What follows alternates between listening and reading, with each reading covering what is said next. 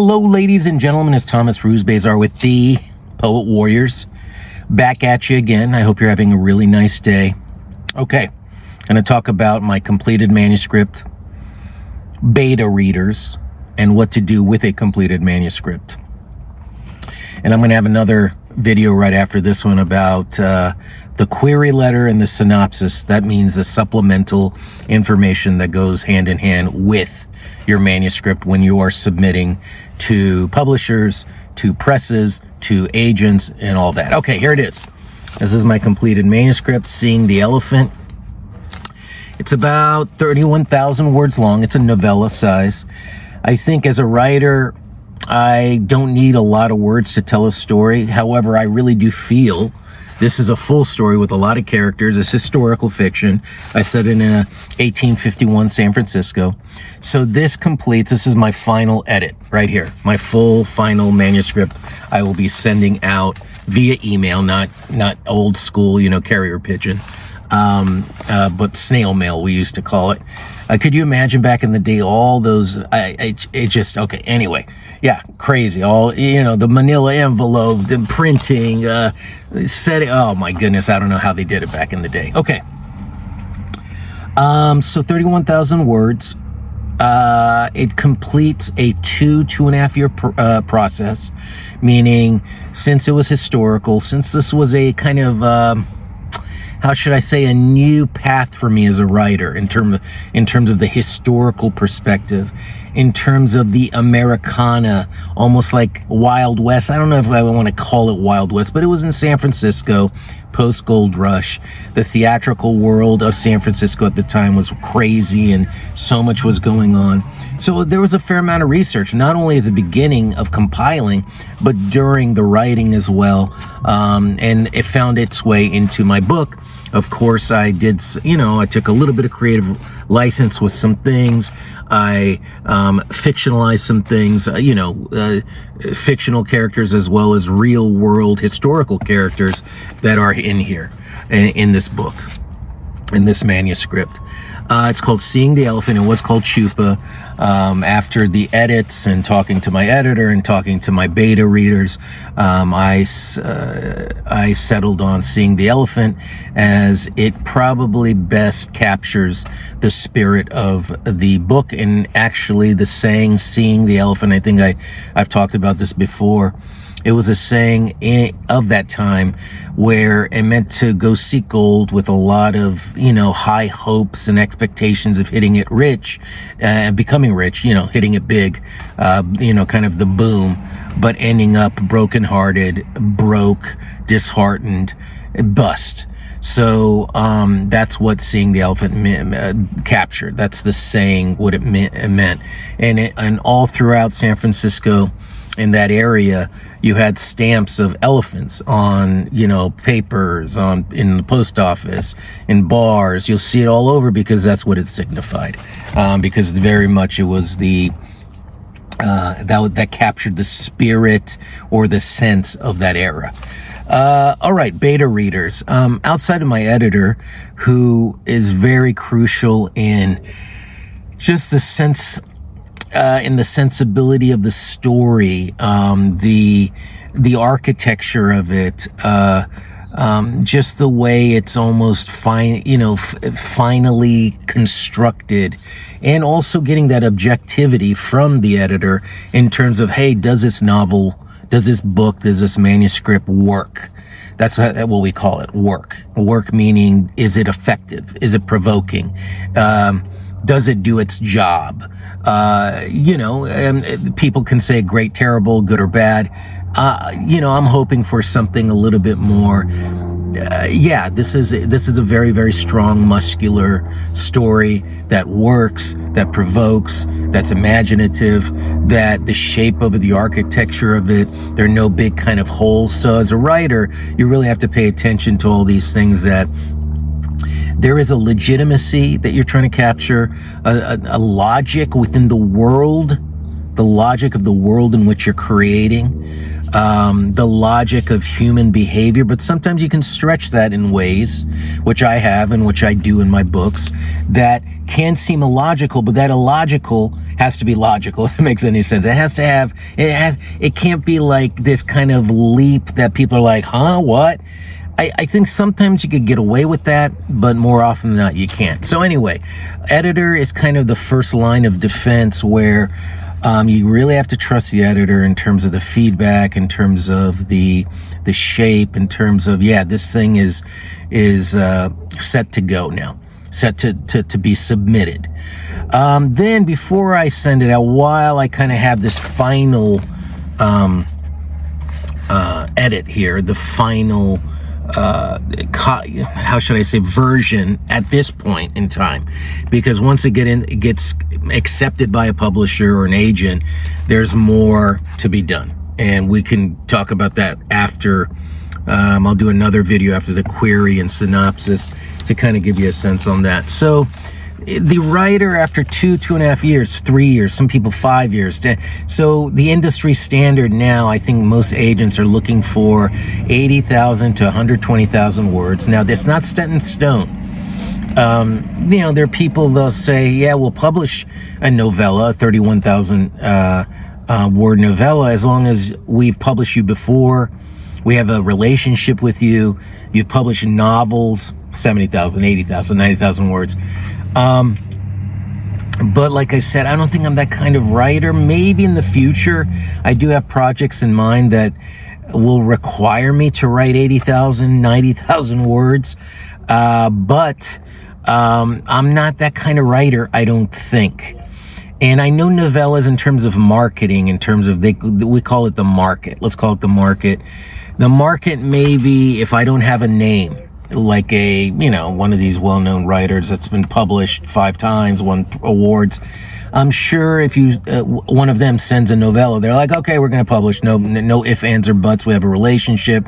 This person has sold books or whatever, has a reputation.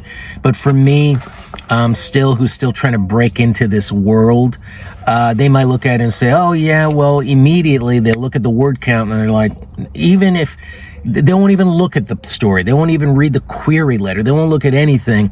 If they just see that could be just straight to the slush pile or the bin or the shredder or whatever you want to call it. So at the end of the day, the writer now, I'll speak for myself. Sure, there's a lot of anxiety, there's anticipation, there's like, oh man, is this going to work? And so that's when you send it out to your beta readers. Now, for me, it's a group of about 5 people. Of course, these are people that have to be honest and truthful. They can't just say, oh, it's great. You don't want that as a beta reader. You want someone to say, oh, yeah, man, it was great. Or, I'm sorry, it just didn't. Okay, why? Why didn't it work? Luckily, 2 of my beta readers have read it so far, and I've got glowing reviews. And one of the beta readers, and there's an aspect of this book, I don't want to get into it, kind of saw some things that I needed to tweak because of his experience with that thing. And so he pointed it out to me, so I had to change something. And that was, again, I gave him my final edit. So I had to take his input because it was legit. And it's something that not I just overlooked. It's, maybe something that, oh, okay. It's not like I overlooked it or I was lazy in my research. No, that's why you have another set of eyes. So far outside of my editor, I've had 2 sets of eyes on this. And getting those reviews, it does in many ways, especially glowing, especially positive, very positive. It reaffirms your work. But at the end of the day, the writer, me, whatever, no matter what, you have to believe in it. It might not be something that people can consume because of, let's say, the amount of eroticism in a work, or pornography in a work, or the violence. And sometimes I think, okay, did I do too much violence? Because at that period, it was all about violence in 1851 San Francisco. Was it gratuitous? You have to find like, oh, I overdid it so much that it's like you saturate and people are like, okay, enough. So you need to kind of, there's that balance. There's that feedback, right? We call it that feedback that is crucial in just the process. And so after beta readers, I still have a couple people who still have to read it. And look, guys, as writers, those close to you, those people you hope will read, unfortunately, sadly, a lot of people won't. They won't. These are sometimes the closest people to you. Don't get caught up into family and friends and some folks that you believe are very close to you and are close to you. They won't read your book. They won't read your work for whatever reason. You wait months, you wait weeks, and you don't hear anything. Sometimes, look, if someone I knew as a writer spent all that time, sent me something, I would take immediately 3 days, 4 days, a week, 2 weeks, whatever, to read this thing and get back to them before they say anything to me. I would say, oh, I read your book. Let's talk about it. Because I think that shows, not just consideration, but respect for the process. But some folks just don't. It's life, and you can't hold grudges. It's a tricky thing. Because you have so much expectation. It's like you're giving birth to a child, right? This thing, it's like, this was in my head for 2.5 years. This has been in my life for 2.5 years.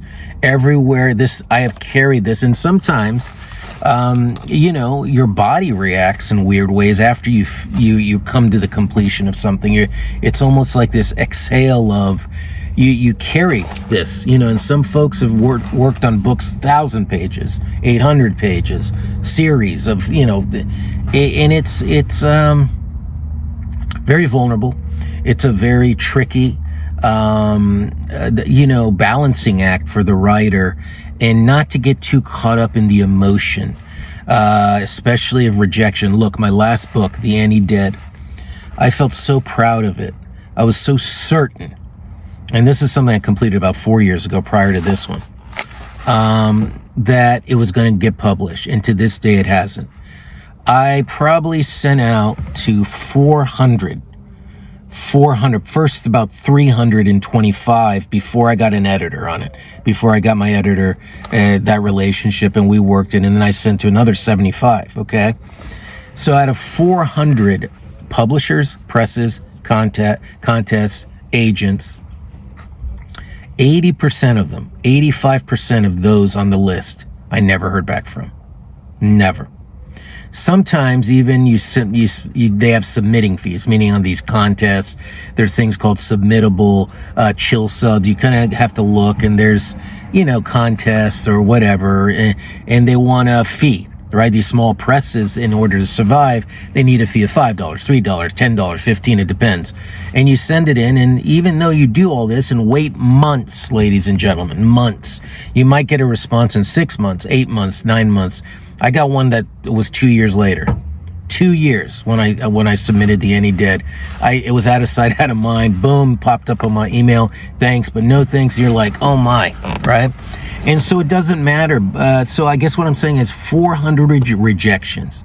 Yet, those very close to me, myself, forget those close to me, but I felt so, to this day, I still believe The Anti-Dead will find a home, and it will affect people, and it will affect people anywhere in this world. I think it is universal. I try to write in that way that's very human, very universal. It's disheartening. It hit me so hard that during the process of this writing, this one, in all the books I've written so far, it's been it was much more of a struggle because of The Anti-Dead, thinking of the certainty that I would find. But when you're not met with that, but it's the opposite, if so much uncertainty, so much silence even. I got some great responses, rejections even, that saying, hey, this book was beautifully written. It was very effective, but it wasn't right for us. And you get that a lot. It's not a fit. It's not right. You hear that all the time from agents, publishers, presses. You get that. And it's interesting because it's frustrating, because you think, oh, wow, it affected them. You could tell when people are just, blowing smoke up your ass, or it's a real compliment. And these were real compliments, and you're like thinking, you scratch your head like, what, why? I'd rather get silence. Why didn't you publish it? So, yeah. Now here I am with a huge, the same thing. 4 years ago with The Any Dead, I had so much, promise, expectation. I thought by now for sure it would have been published, and in book stands and all that. No. So with this, I have the same feeling right now. It got in the hands of some beta readers. My editor and I spoke about this, and it was very positive. And so I feel good. Now, what's the next step?